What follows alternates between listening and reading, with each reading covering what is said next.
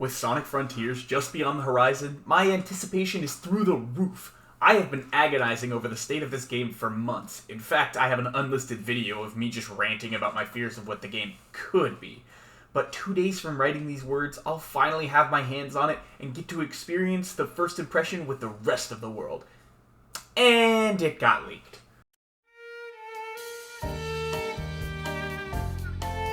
While I recognize that this was a distinct possibility, and this is a huge disappointment, I am a good boy who will only ever play this game legitimately. But that doesn't even stop some people. Even Avery, who made the 4-hour epic with me that is the Sonic Everything tier list.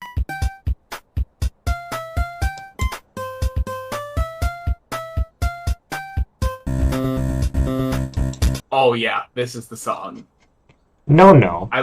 I listened to 2 seconds of it, and I was like, oh, yeah, this is the song. No. Do you understand what I'm saying? Unmake. Somehow got access to a legit copy from a store selling too early, which I will now also need to avoid for spoilers' sake. For those of you who have already experienced the game, this is going to be a little bit of a lackluster build-up to an actual review I plan on writing after I've played the game more than once, and let it sink in my mind a little. As you will not be experiencing the start with me, you should probably know the answers already to a lot of my expectations and doubts. I've been anticipating this game for quite a while, and while it's technically not the direction I wanted, a YouTube video that I recently rewatched about Metroid reminded me of a little wisdom that I took to heart. Sometimes an important part of actually enjoying this hobby and not being cynical is accepting that, for the most part, video game makers aren't likely to give you exactly what you want. Gaming has grown into a medium with a tremendously wide appeal, and that's left me as someone with increasingly niche tastes. I've had to learn to accept and appreciate individual games on their own merits, trying to keep an open mind, sussing out what works for me, and finding ways to appreciate what doesn't, instead of just dismissing the whole package because it's not an exact match for what I would have done. You gotta be able to optimistically roll with the punches, so to speak. It reminded me of my own ramblings and how I always felt that the Sonic community needs to treat things that aren't exactly as they were when they grew up with just as much respect as what they treated their childhood. That being said, what's the enjoyment to find in Frontiers? I've already said that I doubted this style moving forward, and I don't even know if a game in this style can manage to keep my attention, especially when it's so far removed from what drew me to the series in the first place. There's been a fear in the back of my mind that's a little hard to articulate.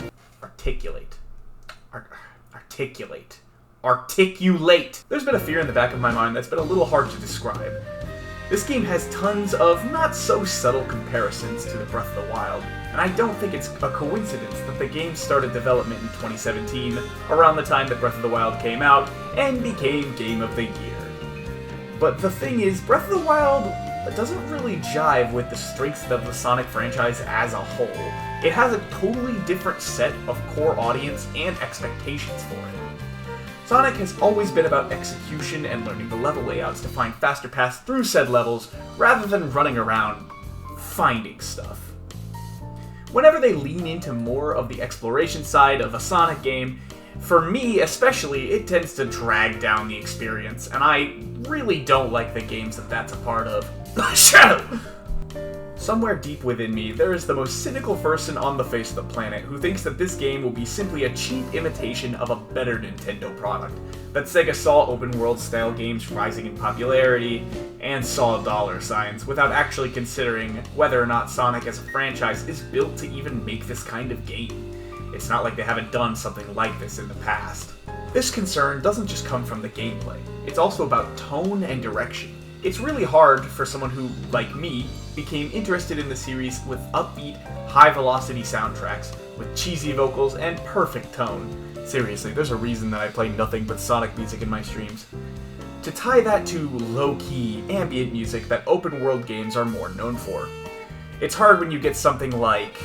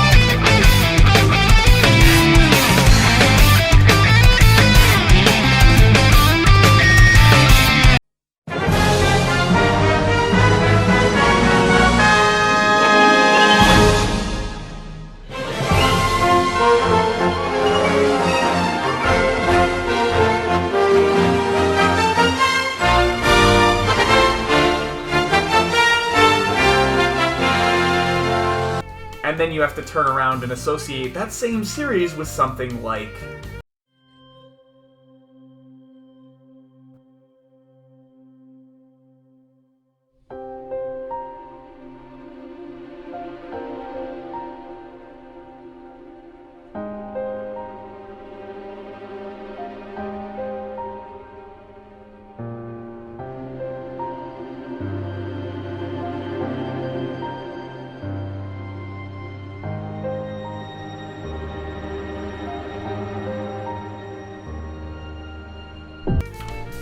It's clear the music serves two different purposes.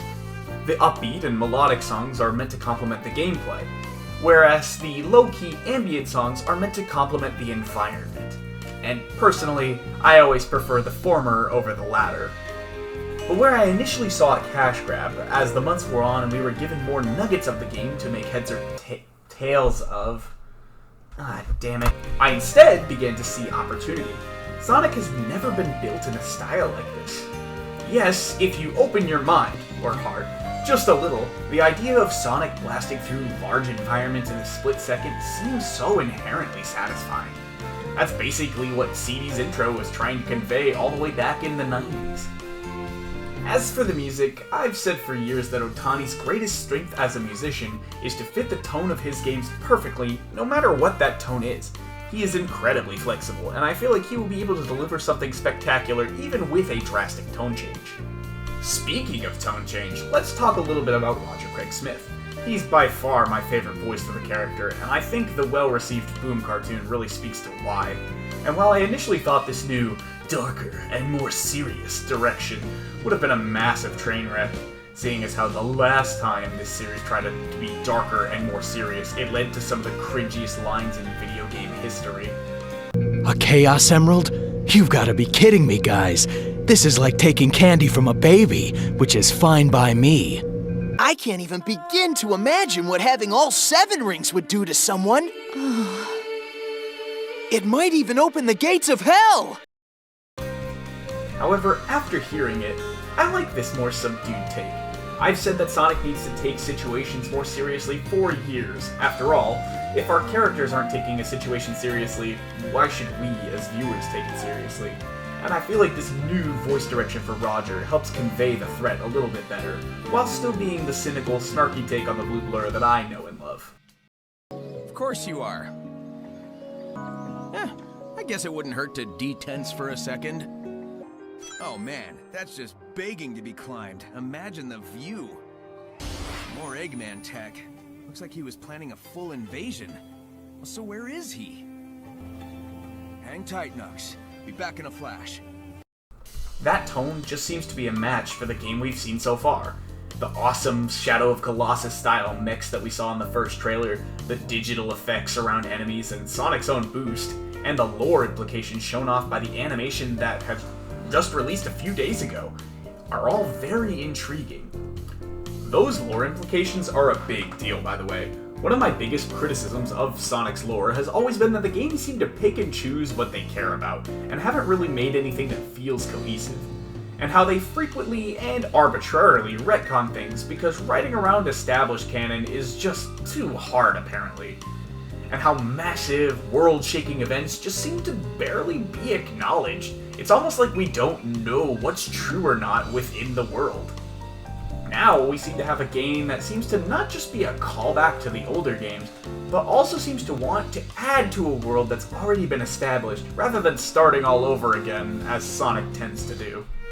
Even if the new lore is dumb and stupid and dumb, that effort is commendable, and it should be acknowledged as a step in the right direction. But tone doesn't matter if the game part of your game isn't fun to play. If the movement feels good enough through the open world, I don't think I'll care that it wasn't focused on a level structure that boosts Sonic build.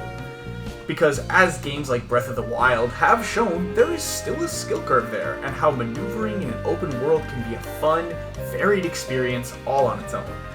And when they started showing more gameplay footage, I really began to drink the Kool-Aid. It looks fluid, and the combat upgrade especially helps make the game feel more action-packed. and it helps Sonic to feel less one note within his combat, as he intended to do in Heroes. Of course, it's a little hard to speak on it myself without having played it yet, but I think that this will be adequate if nothing else, and has tons of room to be far more than that. This, of course, all comes down to execution. If movement doesn't feel good and the open world doesn't feel satisfying to traverse, this game is dead on arrival. If Sonic is not fun to move, then you have defeated the purpose of every style of Sonic, no matter how varied and different they all are. And it remains to be seen if they could even make Boost gameplay fun without structuring around its limitations. After all, Forces showed us exactly what Boost gameplay looks like without carefully constructed level design. And it's not a good look. But while that pessimistic taste is still in the back of my mind, I'm going to try my best to stay open-minded and let the game rise or fall on its own merits. And really, that's all the game can ask from me. Everything is out of my hands now. The game went gold weeks ago, and in some ways, it's already out. The results are predetermined, and I don't know them yet. It's just kind of exciting to see in its own way. All eyes are on you, Sega. Time to make it count.